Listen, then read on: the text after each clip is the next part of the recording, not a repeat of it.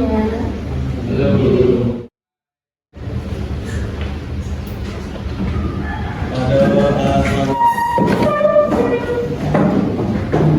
Mama Jali. Sebelum kita belajar, langkah baiknya kita berdoa sesuai kepercayaan masing-masing. Berdoa dimulai. Berdoa selesai. Baik, silakan. Ada.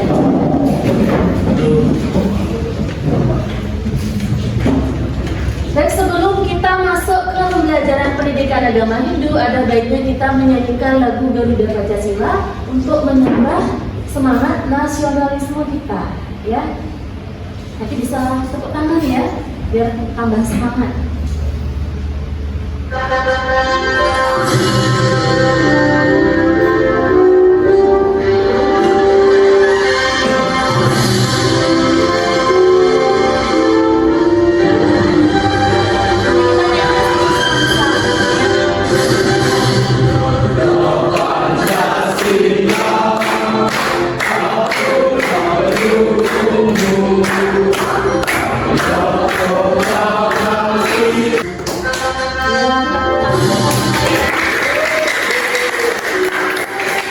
Nah, baik, selanjutnya Ibu akan mengabsensi adik-adik. Apa kabar semua? Baik. Ada yang sakit hari ini? Ada yang sakit? Ya, pasti ada yang flu, ada yang pilek, ada yang bersin-bersin karena memang cuacanya sedang tidak baik-baik saja. Ya, cuacanya lagi dingin, lagi ekstrim. Jadi kalau nanti adik-adik ada yang batuk, pilek, flu, harus pakai apa?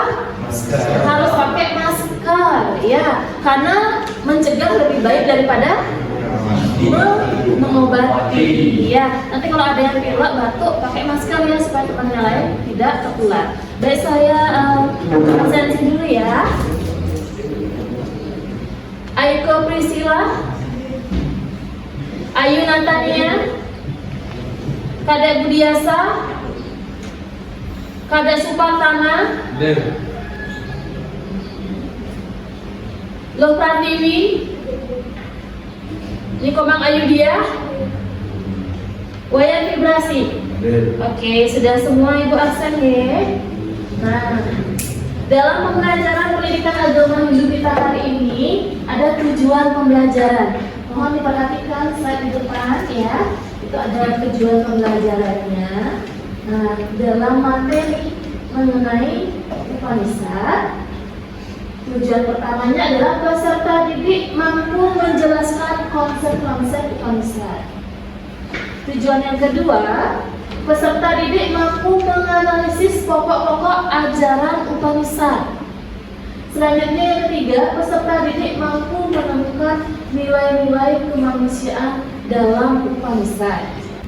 Nah, baiklah anak-anak, sebelum kita masuk lebih dalam ke dalam materi Upanishad, nah ada pertanyaan pemantik di sini yang bisa adik-adik perhatikan di slide-nya sudah ditampilkan.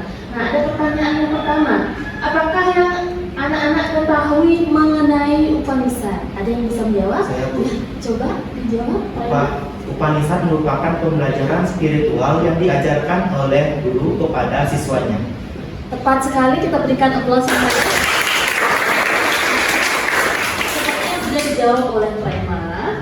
Upanishad sendiri adalah sebuah kegiatan proses pembelajaran yang dilakukan oleh guru dan siswa, di mana gurunya memberikan bimbingan kerohanian atau spiritual. Ya.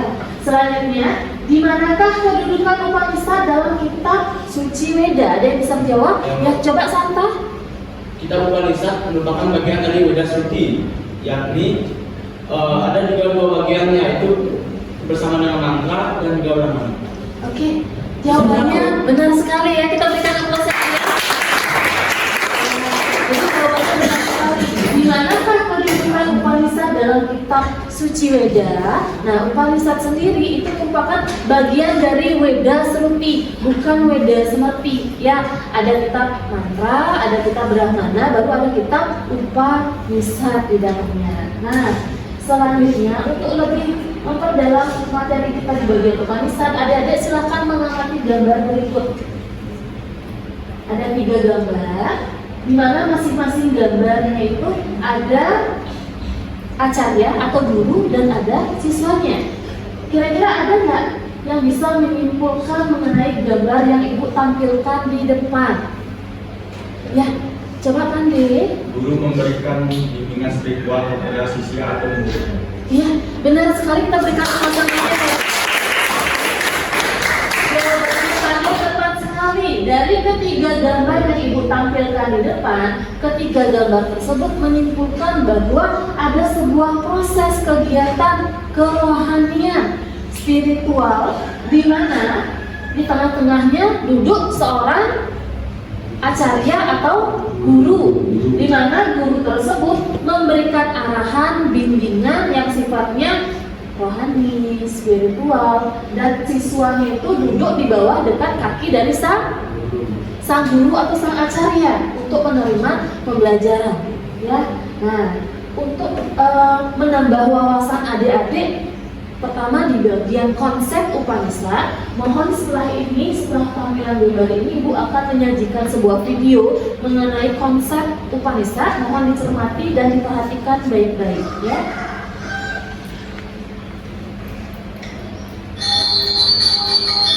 Selamat menyaksikan ya adik ya. Pada video kali ini kita akan membahas mengenai Upanishad sebagai sumber filsafat Hindu. Kita mulai pembahasannya dengan mengetahui apa itu Weda. Weda merupakan kitab suci yang menjadi sumber pengetahuan bagi umat Hindu. Kitab suci Weda terbagi menjadi dua, yaitu Weda Sruti dan Weda Smriti. Pada kelompok Weda Sruti terdapat kitab Caturveda yang mempunyai Upanishadnya masing-masing. Berikut adalah kodifikasi dari Weda. Silakan anak-anak mencermatinya. Di kodifikasi ini, Weda terbagi menjadi dua, yaitu Sruti dan Smriti. Nah, lihat di bagian Smriti. Nah, di bagian Smriti ini ada dua bagian lagi, yaitu Wedaga dan Upaweda. Kemudian di bagian Sruti ini ada mantra sab. Baik, demikianlah video mengenai pengertian konsep Upanishad. Selanjutnya kita akan menyimak video kedua mengenai nilai-nilai kemanusiaan dalam ajaran Upanishad. Mohon diperhatikan dan dicermati dengan baik-baik ya. Nilai-nilai kemanusiaan dalam Upanishad. Nilai-nilai kemanusiaan dalam kitab Upanishad yang sudah populer bagi umat Hindu adalah ajaran Tratya Asi dan ajaran Vasudeva Kutumbaka. Dari video yang sudah Ibu tampilkan. Nah, tadi ada dua video. Video pertama itu mengenai konsep Upanishad. Sedangkan video yang kedua itu mengenai nilai-nilai kemanusiaan dalam ajaran Upanishad. Baik, kita akan bahas dulu yang pertama mengenai konsep Upanishad. Nah, Upanishad sendiri merupakan bagian terpenting dalam Weda Sruti, ya, dalam Weda Sruti. Dia bukan termasuk ke dalam Weda Smriti, tapi Weda Sruti. Nah, di dalam kitab Weda Sruti itu sendiri, Upanishad sangat berperan penting karena di dalam Upanishad terdapat ajaran-ajaran ketuhanan atau teologi. Ya, jadi kalau adik-adik ingin mempelajari filsafat atau paham-paham mengenai ketuhanan, itu semua tertera di dalam kitab Upanishad. Nah, selanjutnya seperti yang adik-adik sudah simak tadi di bagian video nilai-nilai kemanusiaan dalam ajaran Upanishad. Selain mengandung teologi atau ajaran-ajaran ketuhanan, dalam Upanishad juga memiliki nilai-nilai kemanusiaan. Ada dua nilai kemanusiaan. Yang pertama adalah ajaran Tatwamasi, yang kedua adalah Vasudeva Kutumbaka. Nah, yang pertama, pengetahuan adik-adik di materi Upanishad, di tangan Ibu sudah ada LKPD, ya, sudah ada LKPD atau lembar kerja peserta didik. di mana lembar kerja peserta didik ini nanti akan Ibu bagikan. Mohon nanti diperhatikan ada yang namanya petunjuk pengerjaan LKPD. Ya, mohon nanti dicermati dengan baik.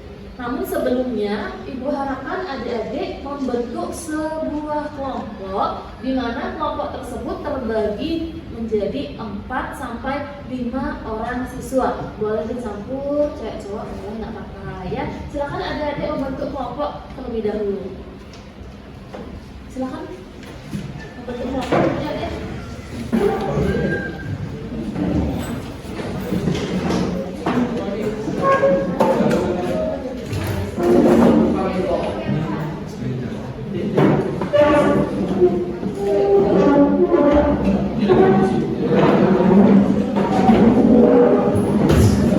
Anak-anak mohon perhatiannya. Setelah Ibu membagikan LKPD atau lembar kerja peserta didik, mohon diperhatikan di sana ada petunjuk pengerjaannya.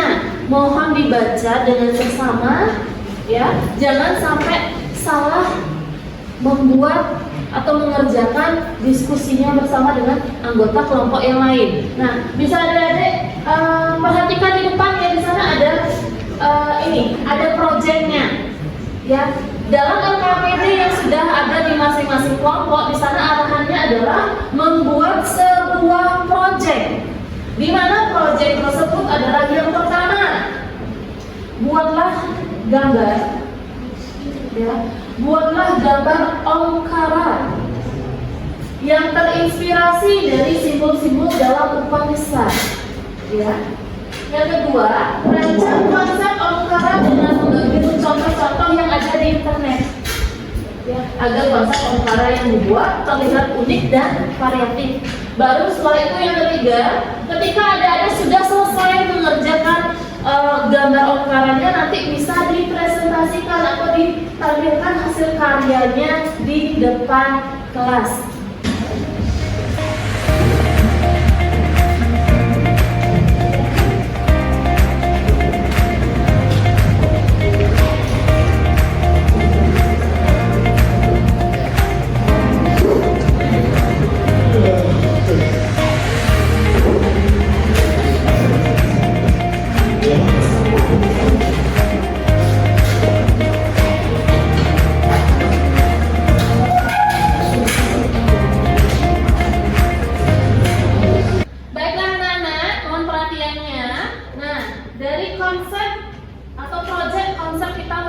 Gambar Omkara, mohon kita membuat kesepakatan terlebih dahulu. Kapan kira-kira proyek pembuatan gambar Omkara ini akan selesai? Bagaimana? Kapan? Ya, minggu depan.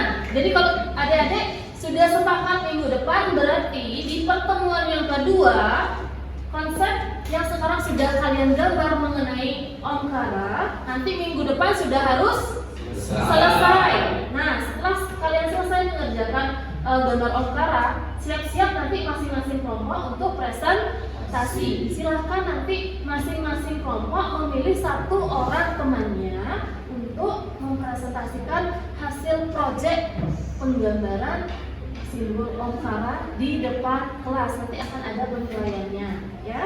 Nah, selanjutnya sekarang boleh adik-adik lanjutkan lagi dalam menggambar konsepnya. Buat konsep yang bagus, yang unik, ya. Boleh mencari di internet, boleh browsing, mencari gambar simbol-simbol Omkara yang memang ada ornamennya, yang memang unik dan variatif, ya. Bisa mencari atau browsing di internet seperti itu, ya. Silahkan dilanjutkan proyeknya, adik-adik.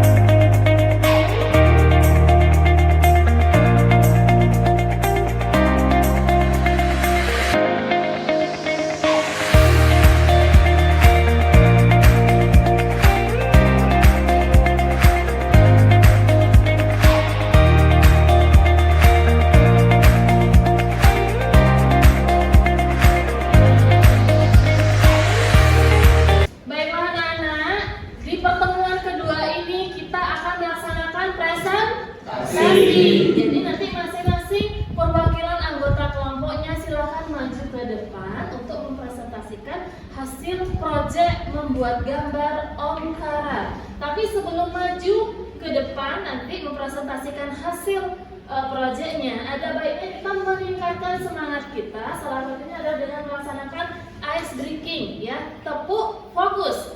Sudah siap ya? Sudah siap? Ya. Mohon didengar aba-aba saya. Tepuk 1, tepuk 2, tepuk 3, tepuk 4, tepuk 5, tepuk fokus. Baik, yang pertama Ibu akan panggil kelompok 1, kelompok preman. Waktu dan tempat dipersilahkan.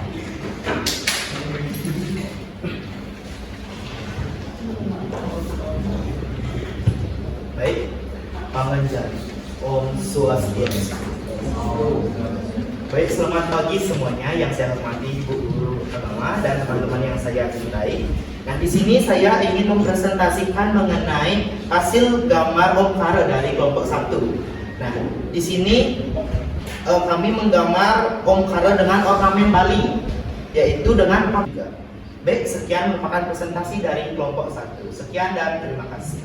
Om Santi Santi Santi. Baik, itu pemaparan kelompok 1. Selanjutnya kelompok terakhir dari kelompoknya Santa. Waktu dan tempat dipersilahkan.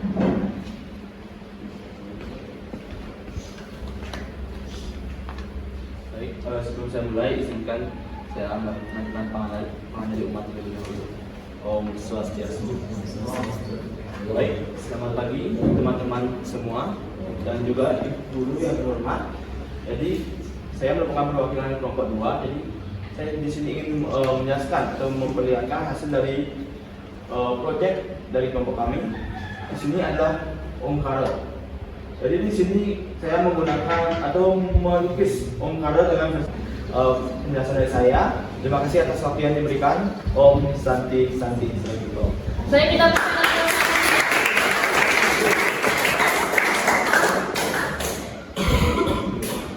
kita akan menanggapi hasil proyek gambar Omkara dari presentasi dari masing-masing kelompok ya. Nah, dari kelompok 1 sampai tadi kelompok 5 hasil proyek membuat gambar Omkaranya sudah sangat bagus sekali.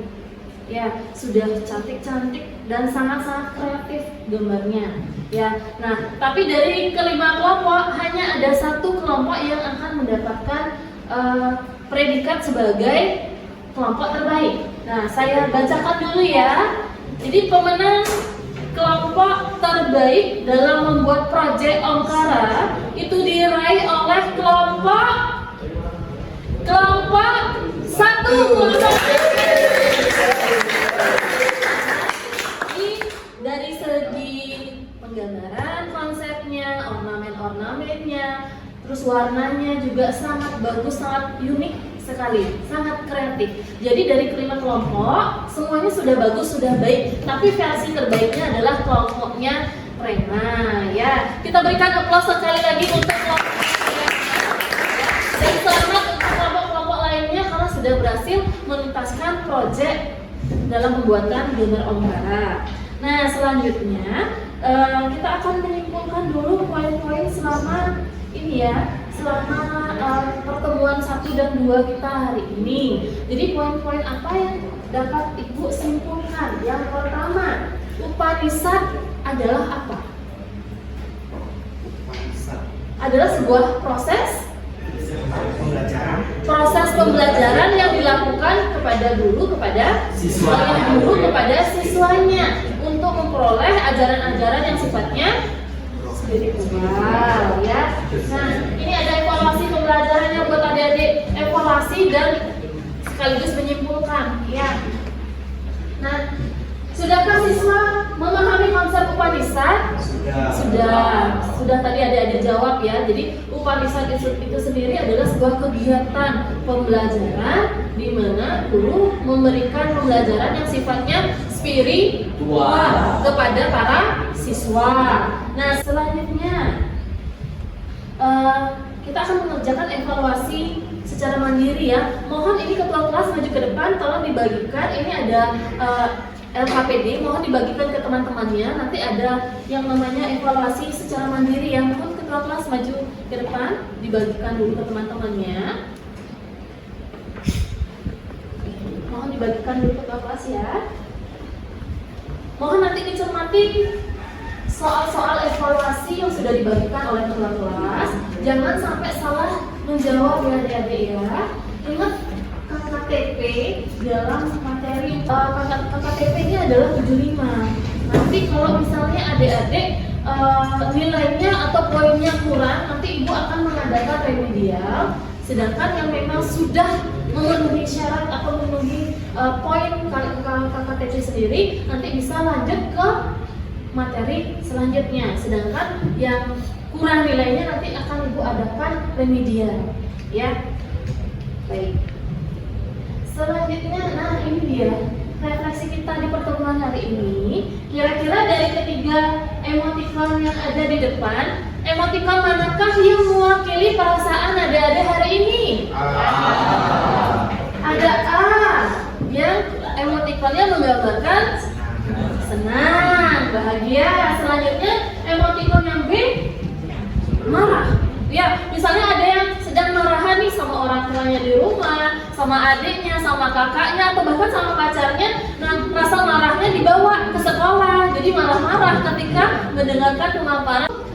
Tidak ada, mudah-mudahan semuanya memilih emoticon A. Berarti semuanya bahagia. Kita tepuk tangan ya.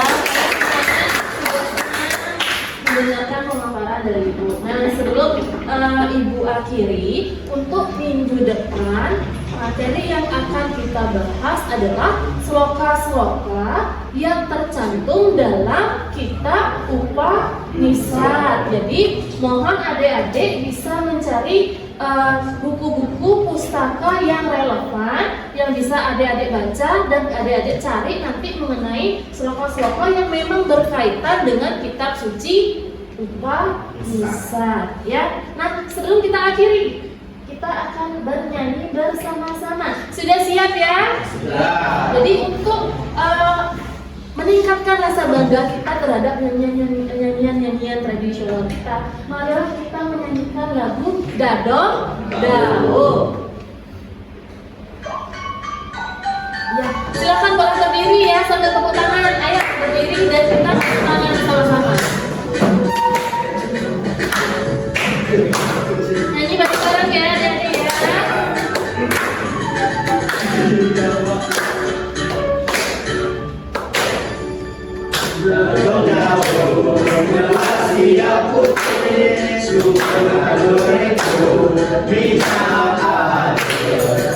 Silakan adik-adik ya.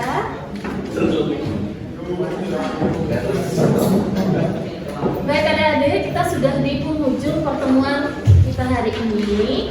Sebelumnya ada baiknya kita melakukan doa, lalu nanti setelah itu dipimpin para pesanti. Silahkan kepada ketua kelas untuk memimpin teman-temannya. Sebelum kita mengakhiri pelajaran hari ini, alangkah baiknya kita berdoa menurut kepercayaan masing-masing. Berdoa dimulai.